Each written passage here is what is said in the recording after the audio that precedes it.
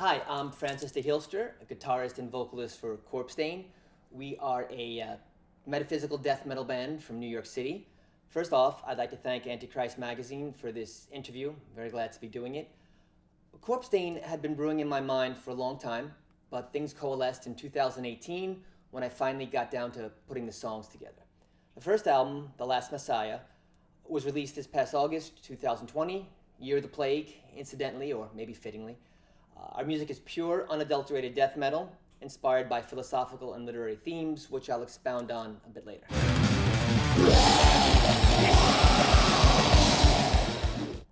As far as the name, Corpstein, there's a direct historical reference and then a deeper metaphorical meaning behind it. The former relates to the Athens Lunatic Asylum, which was a mental institution that opened its doors in 1874 in Athens, Ohio. I realize such phrases as lunatic asylum and mental institution seem hopelessly antiquated and almost criminally politically incorrect in our hyper-woke times, but these are precisely the terms that were used back then. In any case, the Athens Lunatic Asylum housed people deemed mentally unwell, everyone from Civil War vets suffering from PTSD, or what was then commonly referred to as shell shock, to violently deranged patients, generally depressed people, and even some tuberculosis sufferers. It really was an all-purpose mental health, maybe mental unhealth facility. In the early years of the 20th century, the population of the Athens Lunatic Asylum boomed as it became more and more common for people to dump off their sick elderly relatives, for homeless people to check themselves in for shelter, and sometimes for parents to commit their rebellious teenage children. I'm sure some of us death metalers would have ended up there had death metal existed at the time, so probably better that it didn't. But as the place became increasingly overcrowded, the care and conditions steadily declined, and by mid-century, it apparently became something of a house of horrors. The name for our band comes from an event that happened there toward the end of its existence. On or around December 1st, 1978, a patient named Margaret Schilling went missing. She was a low-security patient who was allowed free reign of the grounds, and she was known to wander through the building and stroll around the exterior, but this time she couldn't be found.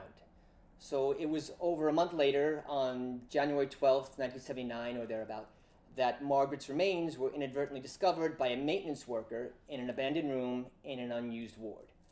Her clothes were folded neatly beside her, and her naked, decomposing body was lying in the middle of the concrete floor. To this day, we do not know the cause of death or how or why she found herself locked in this forgotten room in a mental institution in the middle of a Midwestern winter. But after removing the remains, it happened that her putrefying corpse left a well-defined stain in the concrete that no amount of washing or scrubbing has succeeded in removing, and it's become known as the Corpstein of Athens Asylum. Now, the scientific theory behind the stain is that sunlight streaming through the window and the contrast between the frigid outside temperatures and the toasty interior caused a chemical reaction between the decomposing organic matter and the concrete, resulting in a corpse-shaped stain that simply won't wash away. In fact, in 2008, a forensic test confirmed the presence of bodily fluids in the stain, so we know that part of Margaret Schilling remains on that floor. Now, this is a story in itself, but for our band, it also serves as an allegory, a metaphor for how the stain of life lasts even beyond death, how the suffering and pain of existence reaches out even after our physical beings perish, how the horror of life leaches into the very essence of the world.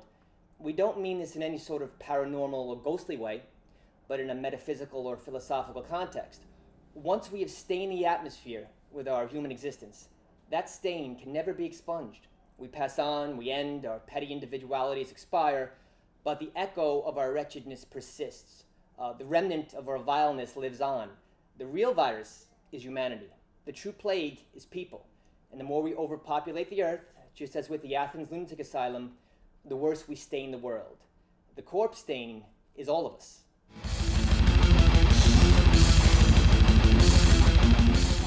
The title of the album is borrowed from a seminal essay by the Norwegian philosopher Peter Wessel-Zapf, often spoken of as the father of modern antinatalism. He's largely unread nowadays, unfortunately, and much of his work is not translated into English, but we do have this wonderful essay. In a nutshell, philosophical antinatalism contends that human procreation is a negative event, a harmful act, and thus it is morally wrong to bear offspring. To the antinatalist, human life is little more than suffering and pain, with ephemeral episodes of modest pleasure sprinkled in. It's a slow and agonizing decline right from the start, from birth to death. Whatever fleeting pleasure can be gleaned from life is not nearly enough to outweigh the suffering. So in essence, having children is merely bringing new beings into the world simply so they can suffer the same fate, a lifetime of suffering, slow decline, eventual death. In Zapp's essay, The Last Messiah is the enlightened one who is somehow able to show mankind the truth, to tear the wool from our eyes and convince us that suffering is our only plight and that human existence is not worth continuance, that the just thing to do is not to procreate, not to subject anyone else to the suffering of existence, to let the race die out and to put an end to the tragic farce that is humanity. The last Messiah is the one that will bring the true promised land, which is the bliss of non-being, the painless peace of non-existence.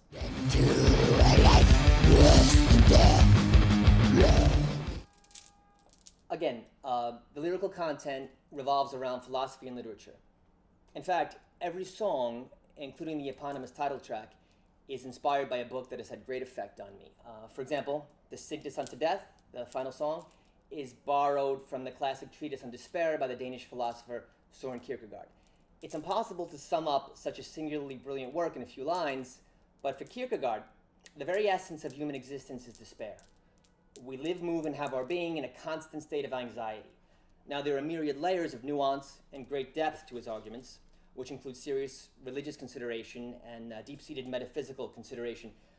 But for lyrical purposes, I've homed in on Kierkegaard's interpretation of despair as the basic human condition, due in part to our heightened self-consciousness, our very ability to recognize the fact that we are in despair, which only intensifies the despair itself. So, we're born into despair, which is worsened by the fact that we are conscious of despair. We know we're despairing, unlike other animals. And this self-perpetuating cycle of suffering continues until death. After death, it's anyone's guess, although I'm putting my bets on the big nothing. One more quick example is the third song, Better Never to Have Been, based on the book of the same title by the South African philosopher David Benatar. It's a contemporary antinatalist tractate that presents a very practical argument as to why birth and existence are of negative value. The subtitle of the book is The Harm of Coming into Existence, and it's Benatar's contention that you cause harm by bringing new life into the world, life that is only bound to suffer and potentially perpetuate the cycle of suffering by reproducing. Again, it's a deep and detailed argument that would be difficult to do justice to in such a short space of time, but in terms of its influence on the album, it builds on the foundation of The Last Messiah. Life is bad, death is better, still better is never to have been. Of course, none of us are so lucky as to never have been, so like the infamous Corpstein of Athens Asylum, once we've smudged the world with our base human existence, the metaphysical blotch remains. In the case of the Corpstein, it's the physical blotch as well, which is highly symbolic.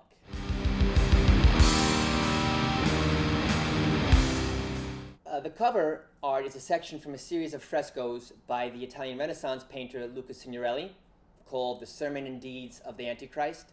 It's a strikingly detailed and very symbolic work, one of those vividly apocalyptic painterly visions that we see a lot of throughout the history of art. People were always thinking the end of the world was around the corner. I guess they still do, and sadly, here we are, still kicking. So the section I chose for the cover art is the central focus of a larger work. The Antichrist is on some sort of ornate pedestal, preaching to an enraptured crowd with a demonic figure whispering into his ear from behind. Now, at first glance, the sermonizing figure is easily mistaken for Christ himself, but there are many clues speaking to the fact that this is actually the Antichrist, heralding doom and bringing forth the apocalypse, with the help of the wise counsel being given to him by that demonic sage by his side. It's a brilliant and beautifully harrowing work, a really elegant depiction of the turmoil of human society and its movement toward its own end.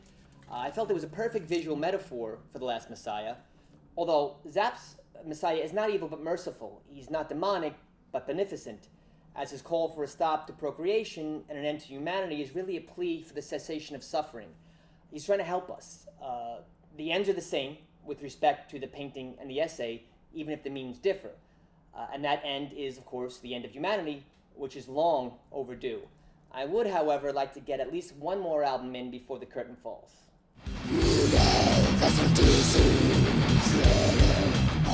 Yes, I do. I'm a bit of a traditionalist in this regard, but I do think it's important to have a label deal. I know that with so many streaming services available on other online outlets, it's more possible than ever to get your music out there on your own. But on the other hand, all these easily accessible channels can muddy the waters. I mean, there's just so much out there, and some of it's very good, but it's often a bit of sensory overload, and there's only so much time, so you want to be somewhat selective in what you listen to. Now, when I see a new release from a label I admire, I'm more likely to give it a spin. That's not to say I don't love finding a diamond in the rough, that independently released masterpiece, but this is why labels are still important. In a sense, I look to them to separate the wheat from the chaff and bring attention to stuff that merits attention. Unfortunately, this isn't always the case, and sometimes some really poor music gets the attention that some other more deserving band should have gotten. Ultimately, though, I think it can be very helpful to have the backing of a label. It may not be as crucial as it was during the pre-internet days, but I believe the right label can do great things for a band in terms of promotion, networking, and of course touring. So yeah, I think labels are still very necessary.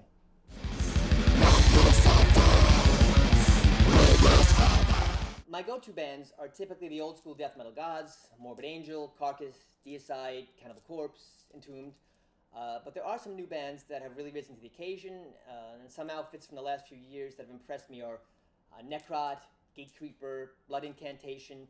Each one of these bands has put out some truly stellar albums, and I've been fortunate enough to see them live, all the ones that I mentioned at least. It seems more precious than ever now that live shows are not a possibility for the future, so I'm grateful for that. But yeah, there's definitely some new stuff that's impressed me, and hopefully there will be some more stuff coming out.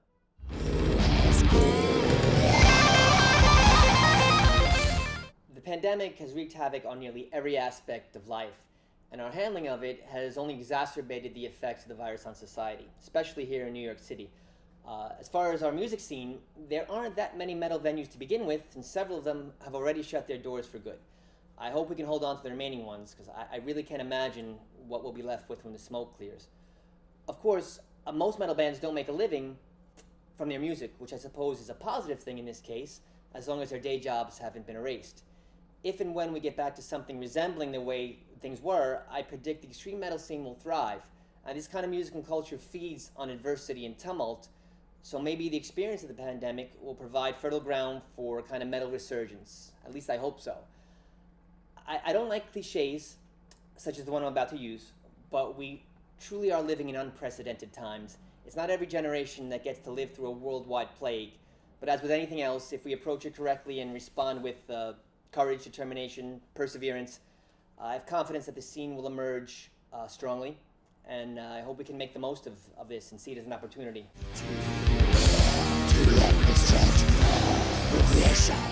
The local scene is pretty vibrant here. Of course, I'm talking pre-pandemic.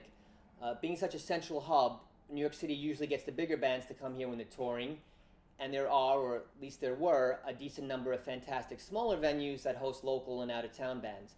On a historical note, the New York area in general has birthed some really essential death metal bands who are still active today and who remain vital.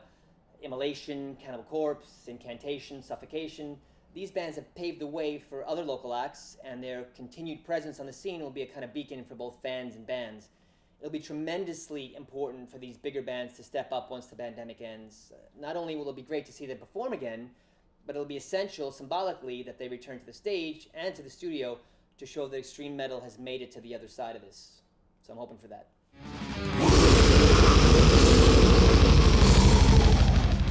Well, our first album is being released by the Canadian label Extinctionist Records, so we're very happy about that.